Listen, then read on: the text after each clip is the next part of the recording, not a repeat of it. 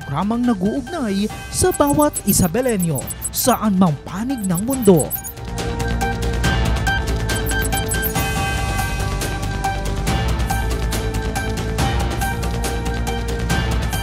Delivering in-depth, trustworthy, and objective news. Dito ka, konektado!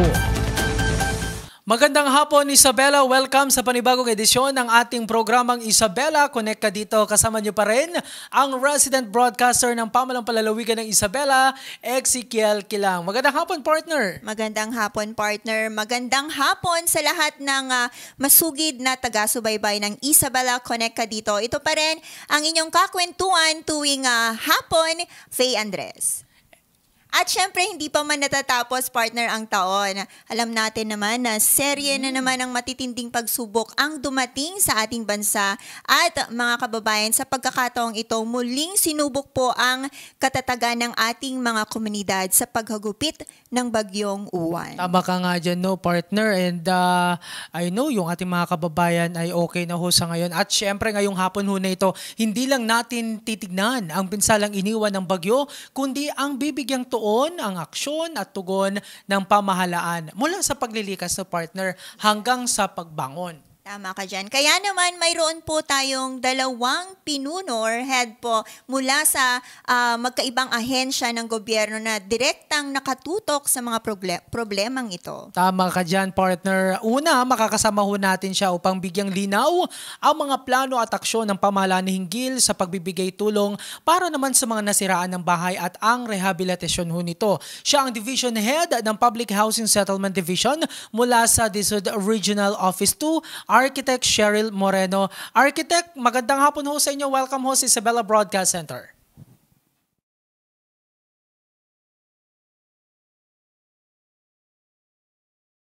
Hello, Ezekiel.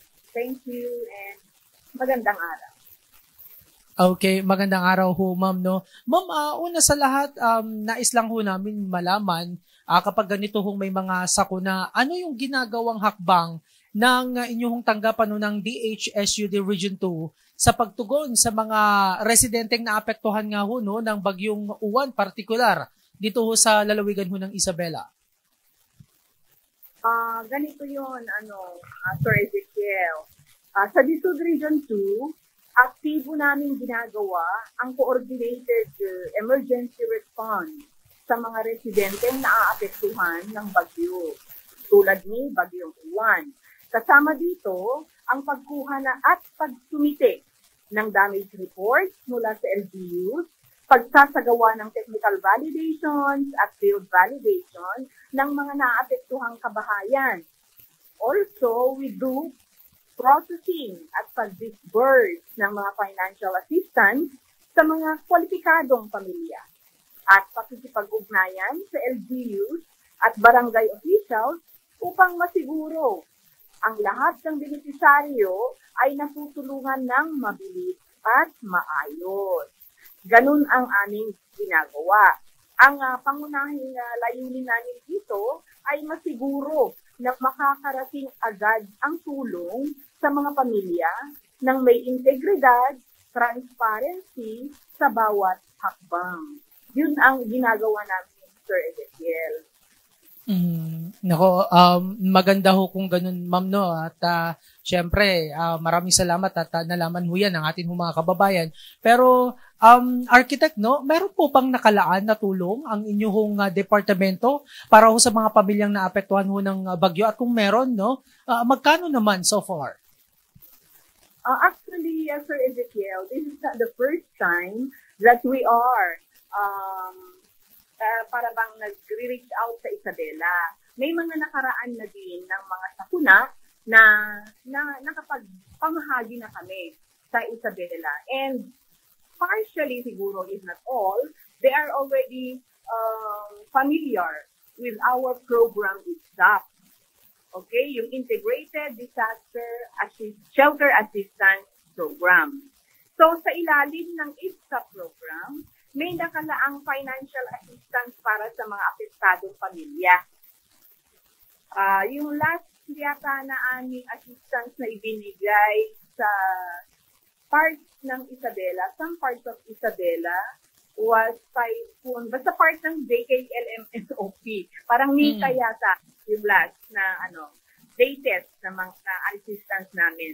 So, meron kami ibinibigay ayon sa ITSAP guidelines para sa totally damaged houses, Sir Ezekiel, 30,000. At meron din kaming 10,000 para sa partially damaged houses. Yun po, yung programa. Yes po, ma'am. With that, ma'am, nababanggit po ninyo ang partially and totally damaged. Meron na po ba kayong report as of now when it comes sa mga damaged houses dito ho sa province of Isabela in particular? At ano ho ba yung mga requirements ho, ma'am, para makakuha ho ng tulong para ho sa mga viewers ho natin na naapektuhan ho ng Bagyong Uwan?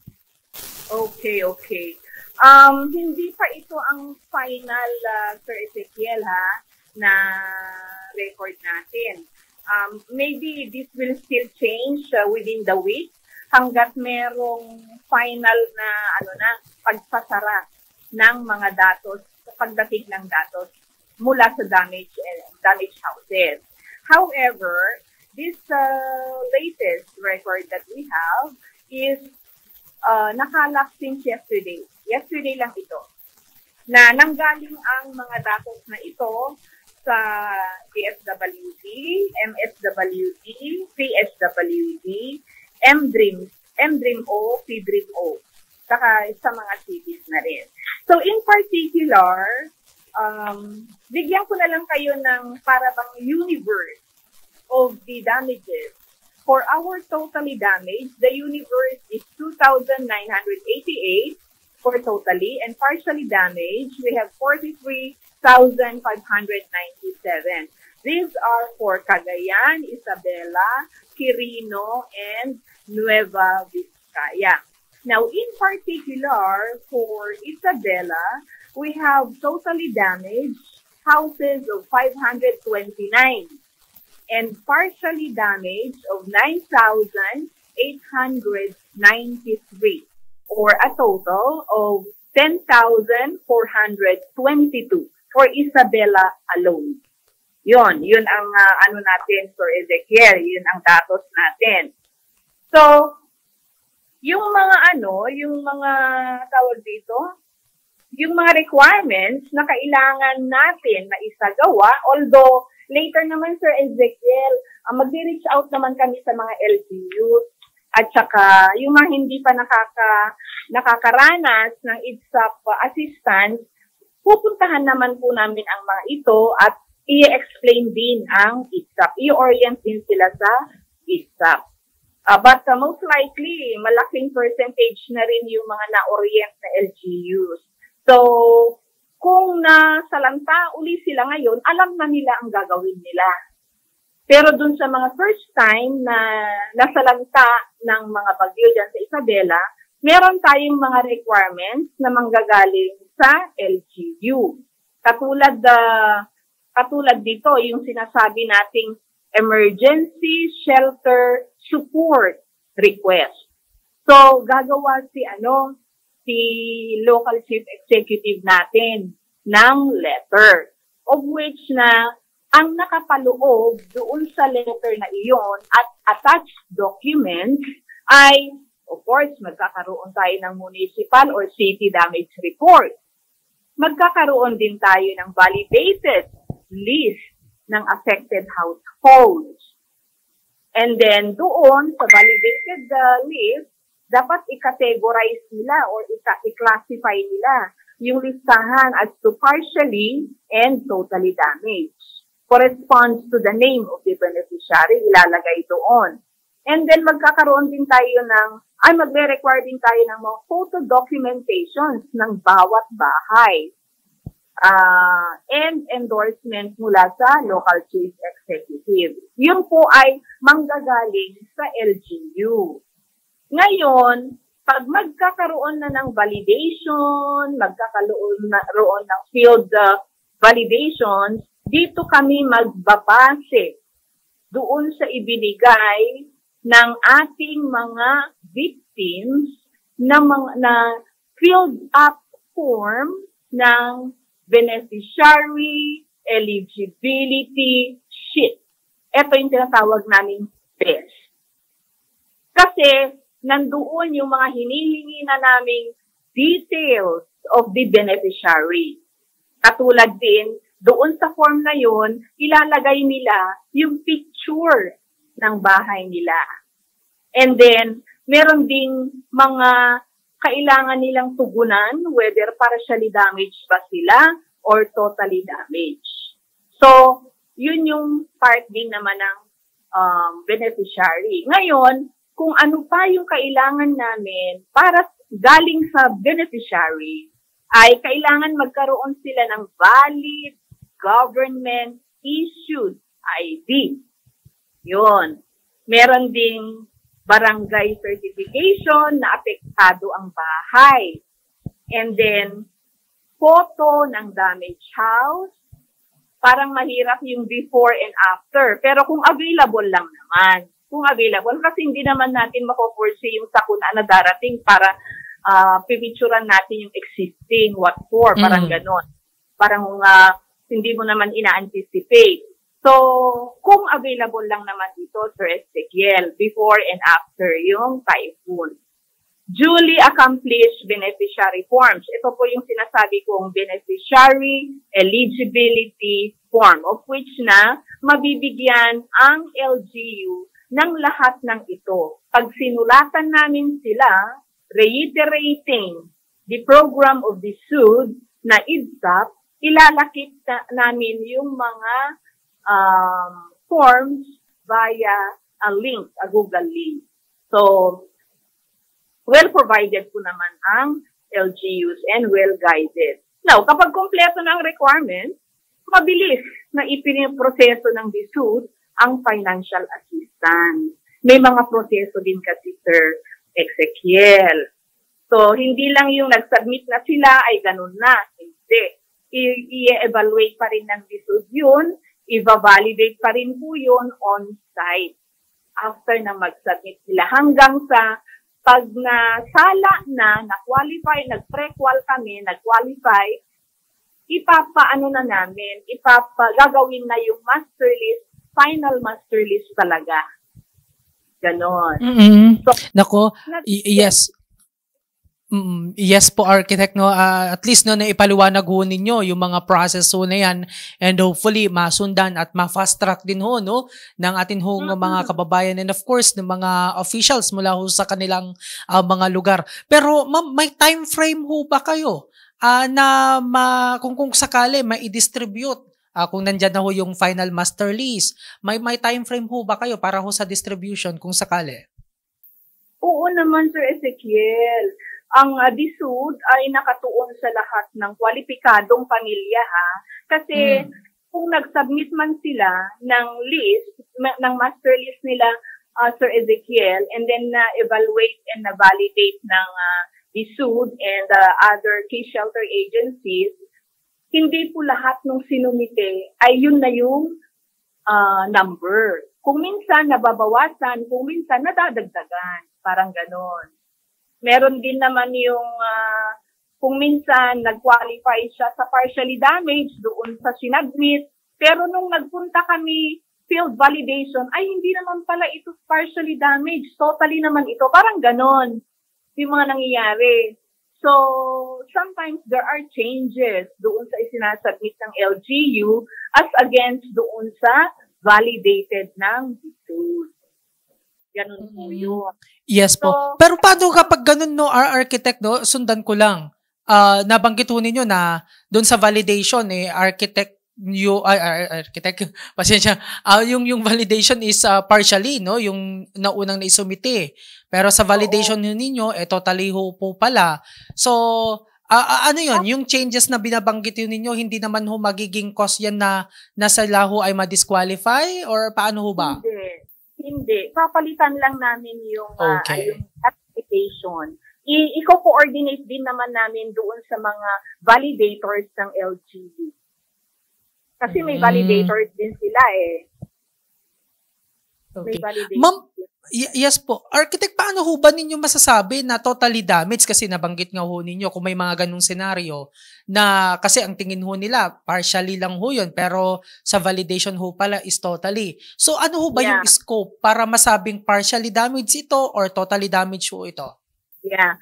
Yung partially damaged ay wala gaanong damage sa totally na lang tayo kasi mas madaling Pag totally damaged ay structurally challenged na siya, Sir Ezekiel.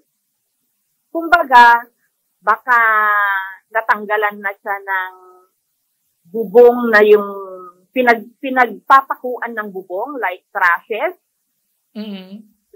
like baka yung mga iba naputol na yung biga o kaya yung pundasyon at saka yung column ay tumiklop na.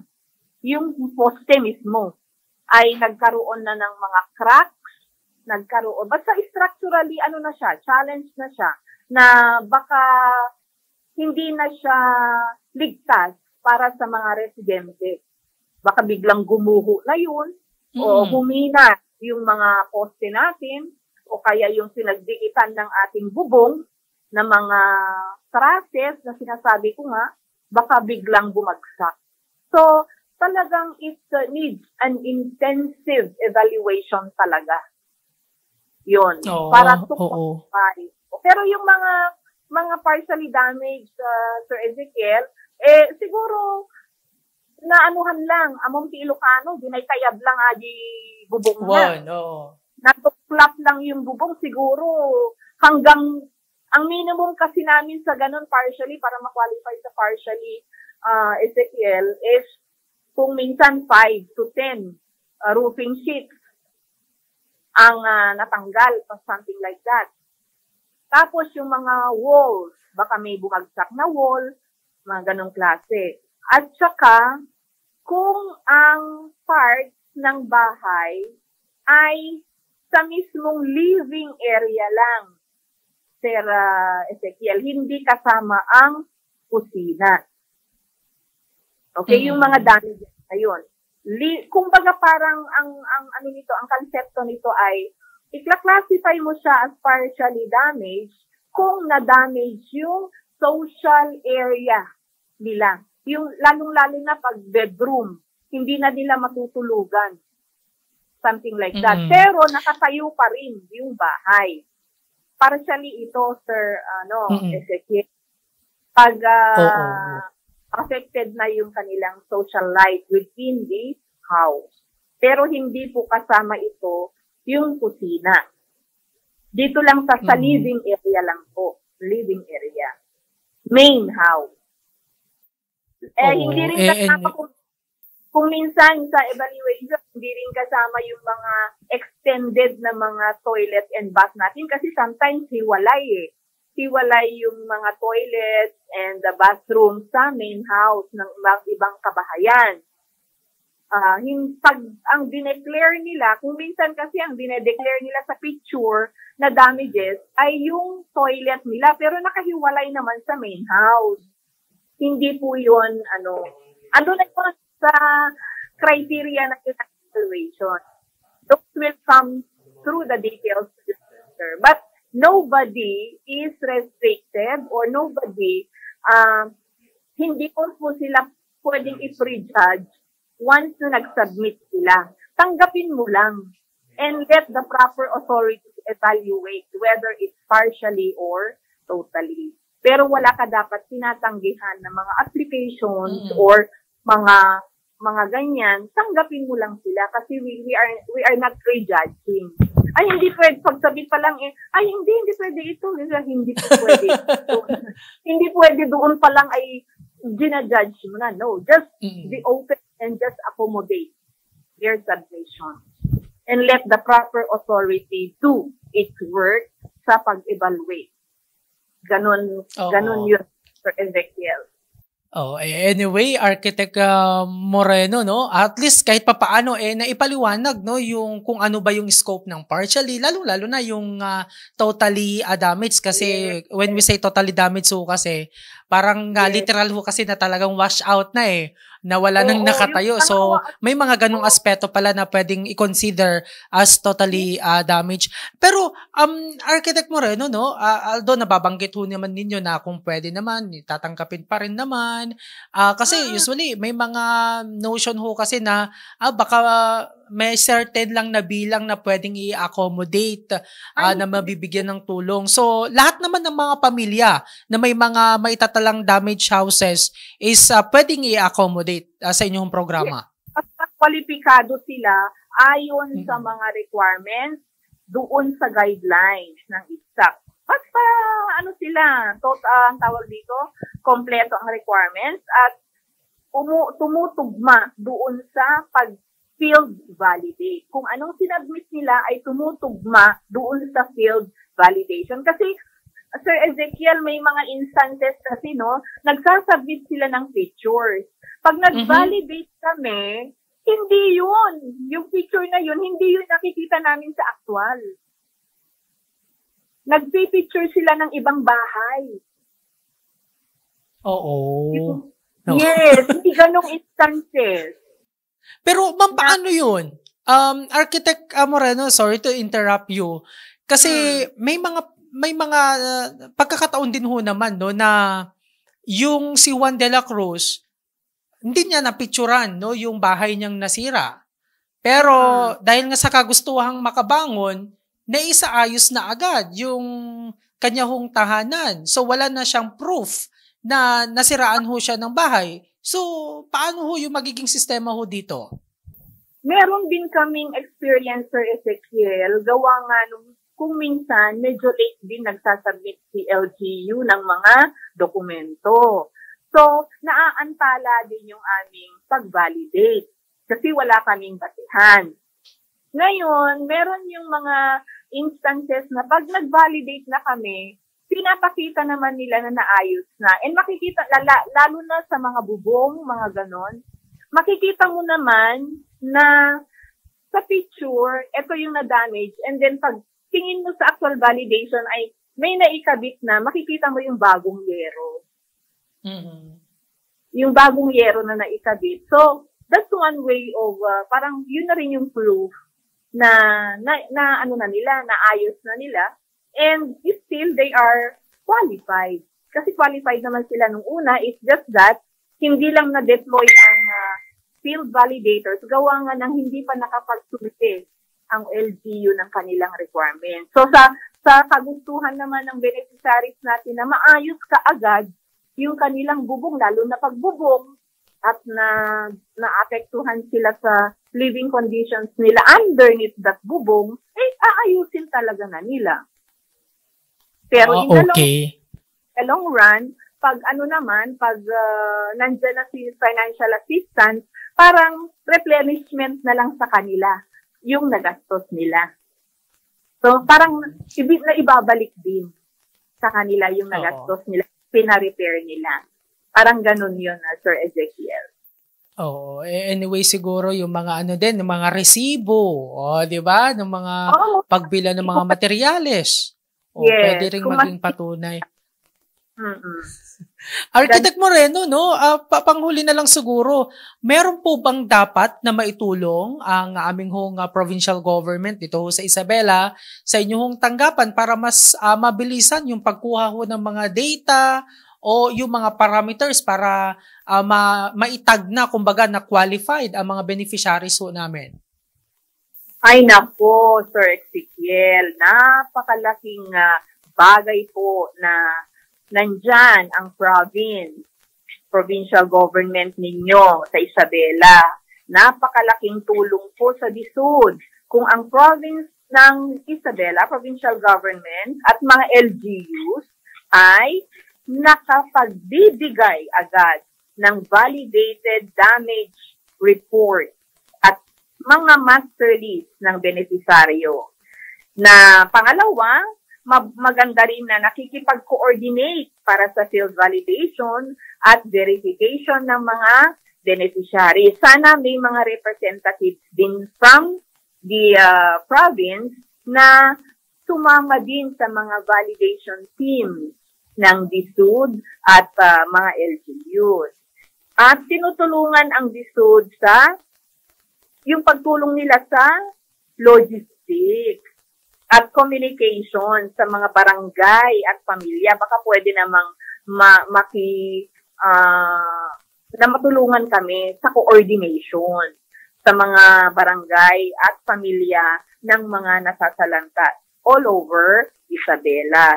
Kasi I believe na sa ganitong paraan, mas mabilis nating maiproseso at maipapadala ang financial assistance sa mga tunay na nangangailangan, Sir Ezekiel. Kaya malaking bagay po na matulungan din kami ng province of Isabela, Provincial Government of Isabela.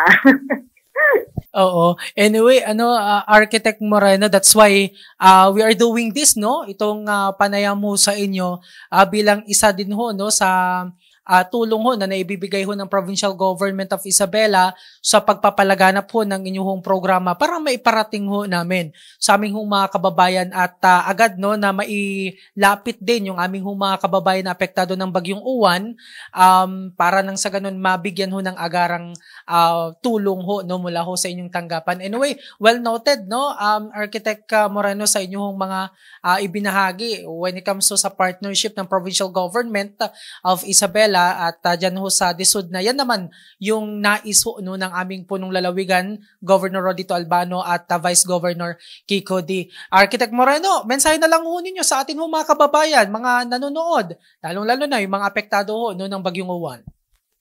Oo. Kumbaga, Sir Ezekiel, ang DSUD Region 2 ay tuloy-tuloy ang pakikipag-ugnayan sa LGU at barangay officials, no, sa Isabela, sa pamamagitan po ng aming official correspondence, sa aming regular na coordination meetings and field visits, at technical validation at guidance po sa pagsusumiti ng requirements.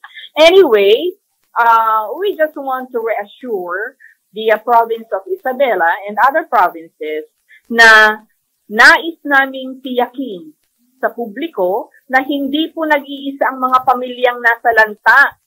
Ang mga LGUs ay kaagapay namin 24/7 sa koordinasyon para matiyak na walang maiiwang pamilya na may valid na pangangailangan. So, kumbaga, ang direksyon po ng aming regional director dito, si Director Marvin M. Ferraren, ay malinaw. Unahin ang nangangailangan, siguraduhin ang integridad ng proseso at ibalik agad ang kapasidad ng mga pamilya na muling patayo at makakabangon. Makakaasa po kayo na ang DSUD Region 2 ay nananatiling committed, responsive, and transparent sa pagpapatupad ng IGSAP at iba pang shelter-related interventions sa ating rehiyon. Yan ang mensahe ng aming RD sa mga apektadong pamilya. Yun po, Sir Ezekiel. Architect Cheryl Moreno, ang ating Division Head of Public Housing Settlement Division ng DSUD Regional Office 2. Maraming salamat sa inyong oras para maibahagi yung inyong programa para sa pagtulong sa ating mga kababayan na apektado ho ng Bagyong Uwan. Magandang oras ho sa inyo. Magandang araw, Sir Ezekiel. Thank you for this opportunity. Salamat.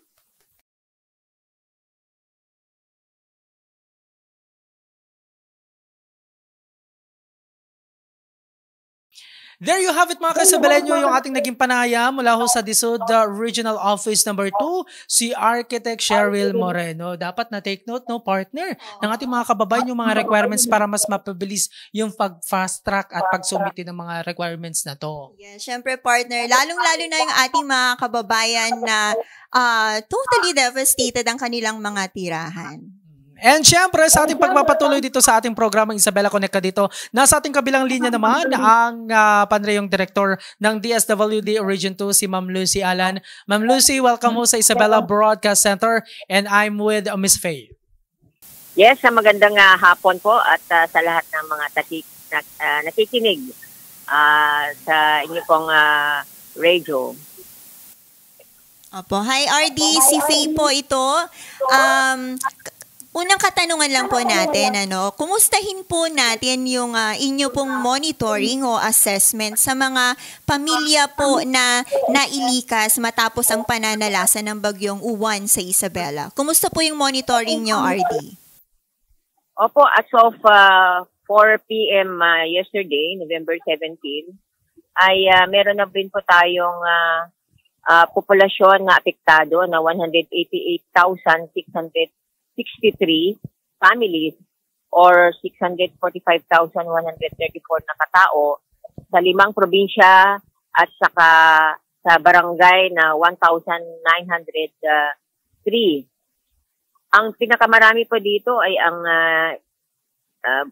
probinsya ng Isabela na merong 79,778 na pamilya or 268,933 na katao sa 853 na barangay.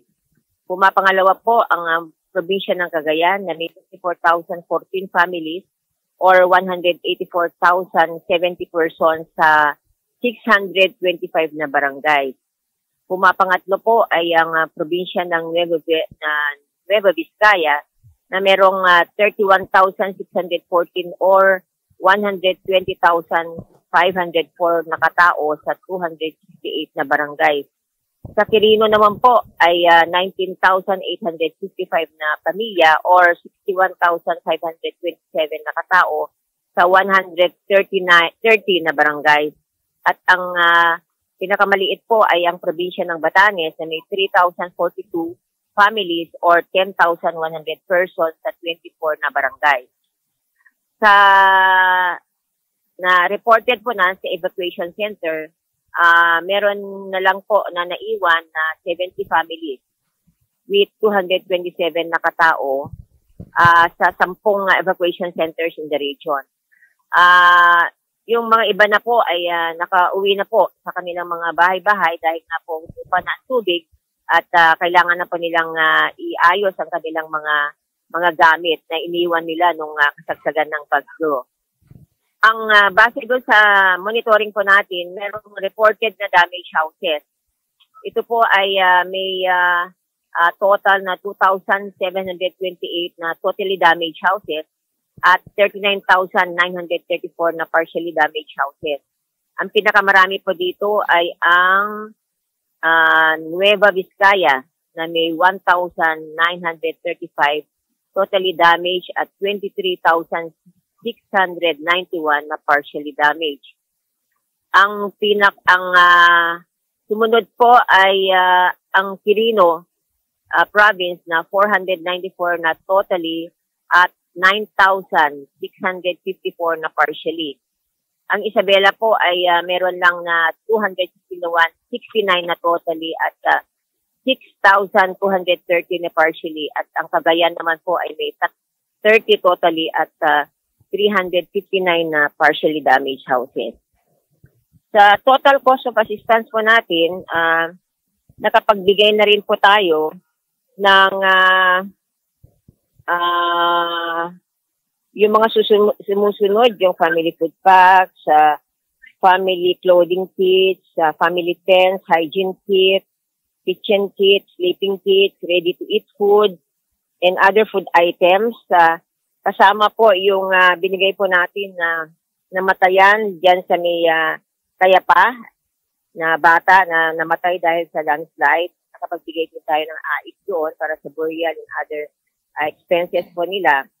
So, suma total po ang naibigay na po natin sa Region 2 sa ating mga kababayan na nasalanta ng bagyo ay may kabuang 99,956,602.61. Ayan po. Talagang so, yun po yung natin. Marami. Opo. RD. At ongoing pa yung Opo, RD. yung ina-account pa rin natin mga ibang distribute ngayon. Yes po. RD, balikan natin yung statement nyo kanina, no, na nabanggit nyo po Isabela or ang probinsya ng Isabela ang may pinakamalaking bahagdan ng affected families or total number of individuals na affected po nitong nakaraang bagyong Uwan. We presume po kasama na dyan yung ating mga coastal areas, ano, mga coastal towns. Kumustahin naman po natin yung pagpapaabot po ng tulong sa mga pamilya po natin sa mga coastal towns, sa mga affected po ng bagyong Uwan? Kumusta po yung naging paraan po ninyo ng pagpapaabot ng tulong sa mga kababayan po natin sa coastal areas? Opo, sa mga coastal areas natin, particularly ito dyan sa Isabela, sa may munisipyo ng Dinapigue, na kung saan sila yung malapit sa Aurora, no, magkatabi ang Aurora at saka Dinapigue, at talagang sinamaan din po sila. Actually po kasama ko ang Philippine Army, Philippine Air Force, at mismo yung OCD director natin na siya yung chairperson ng RDRRMC. Kami po ay lumipad lunan ng Black Hawk ng Philippine Air Force, at nakita po natin personal yung anong situation nila doon. So nagkaroon pa kami ng rapid damage assessment, RDANIA ng tawag doon. Rapid assessment, disaster assessment doon sa pangyayari doon. At majority po sa lahat po ng mga pamilya po doon ay apektado dahil yung mga iba ay nakatira diyan sa malapit sa dagat, at dahil sa storm surge doon po talaga yung napinsala yung kanilang bahay-bahay at yung mga kanilang mga livelihood, yung kanilang mga agricultural crops po doon. At nasira din po, wala silang kuryente, wala din silang internet connectivity, kaya natagalan po yung ating pagkuha ng type ng mga datos. Kaya nung nagkaroon ng pagkakataon ay prioritize po ang municipality ng Dinapigue na puntahan po. No, sa kabila ng partner, po namin yun. Kasama na. May kasama kami kasi yung Black Hawk, dalawang 2 units po yun. So, 4 na beses po na bumalik-balik, no? Kasama lunan ang 2,000 na family food pack para lang may agarang maibigay sa ating mga beneficiaries. Kasama po yung binigay ng OCD na mga lona, no? Mga non-food items, lona para sa gamit ng mga ating mga kababayan doon. Oh, anyway, congratulations so ma'am, no, sa kabila ng banta, no, ng bagyong Uwan, partner, talagang ang DSWD hindi tumitigil sa pagbibigay tulong sa ating mga kababayan. But so far, Ma'am Lucy, no, I know you're busy.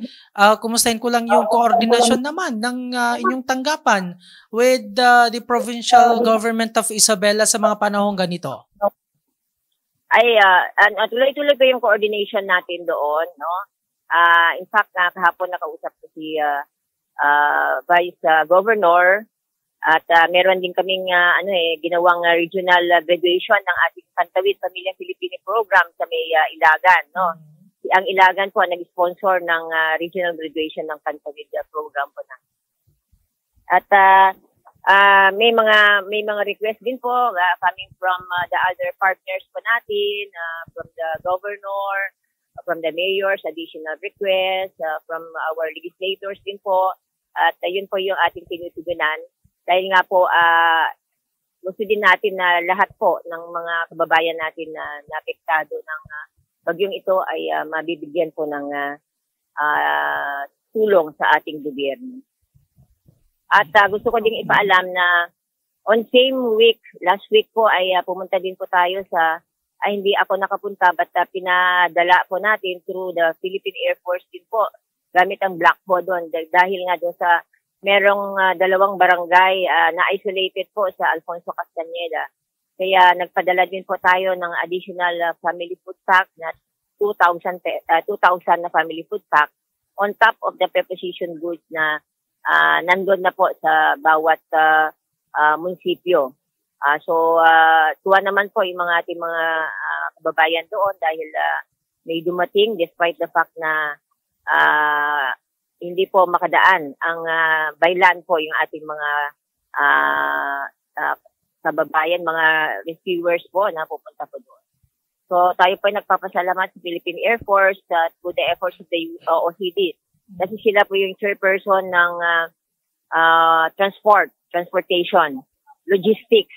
So sila yung nakikipag-coordinate sa Philippine Air Force. Ang kagandahan po dito ay yung magandang partnership ng bawat isa po, especially sa uniform man. Talagang ino-offer pa nila yung sasakyan nila. At itong week, we will try to facilitate po yung pagpunta sa Palanan din para makita din yung situation nila doon at matingnan kung ano yung pwedeng mga other interventions na pwede bigyan natin. Okay, thank you, RD. RD, panghuli na lamang po. Mayroon po ba kayong mensahe o panawagan po para sa ating mga kababayan, lalo na po sa mga pamilya na napinsala nitong nakaraang bagyong Uwan? Come again, ma'am? Merong?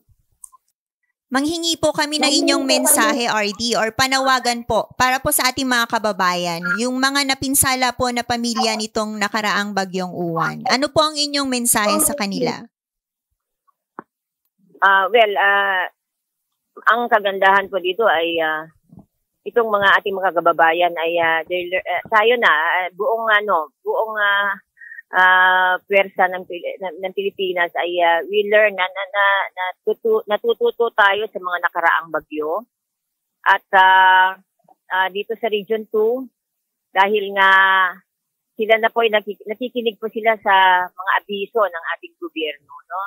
At dalawa lang yung diyan sa may yung nadaganan, no? But like in Dinapigue, yung mayor mismo ay nagsabi na dahil sa preemptive evacuation ay walang nangyari sa kanila despite the fact na talagang napakalakas na mataas yung storm surge doon, walang nangyari sa kanila. So maganda yung efforts ng gobyerno na gano'n, na magkaroon po tayo ng preemptive evacuation para po lahat po ay ligtas sa panahon ng mga malalakas na bagyo.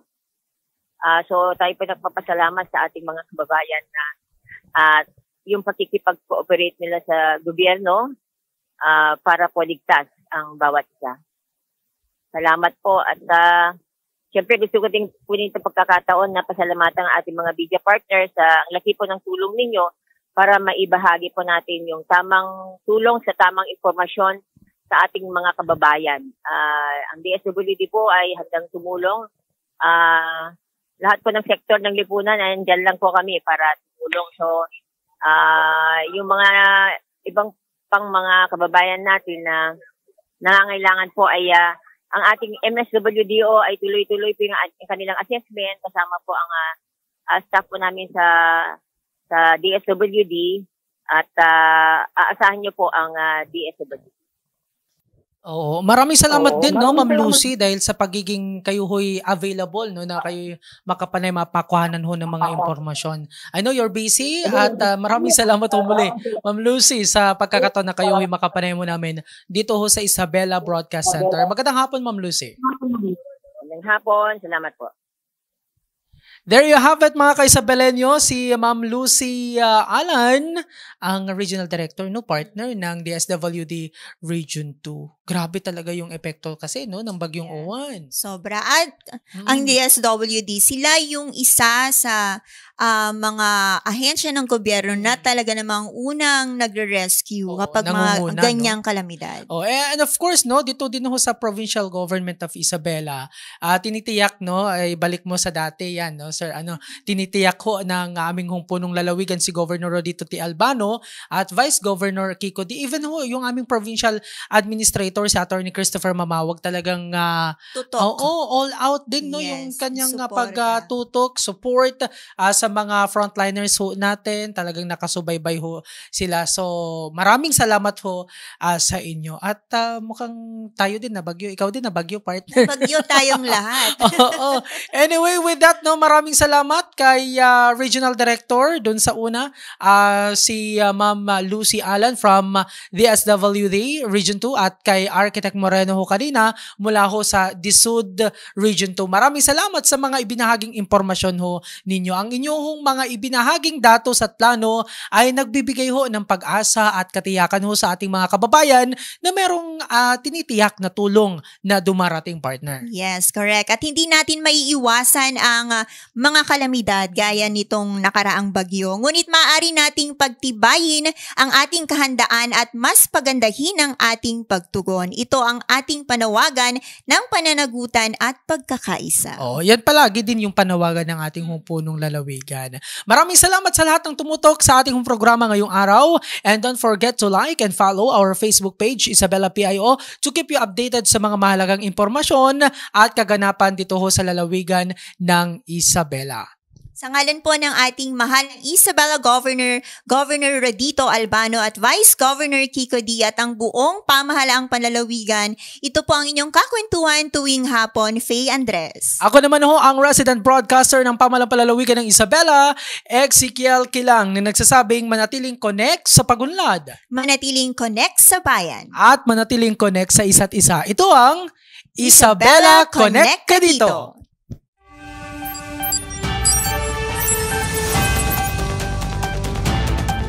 Isabela Broadcast Center, himpilang tumatalakay sa mga proyekto at serbisyong tunay para sa tao.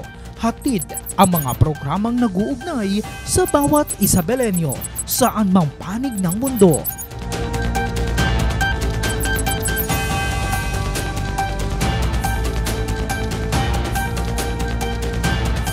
Delivering in-depth, trustworthy, and objective news. Dito ka, konektado.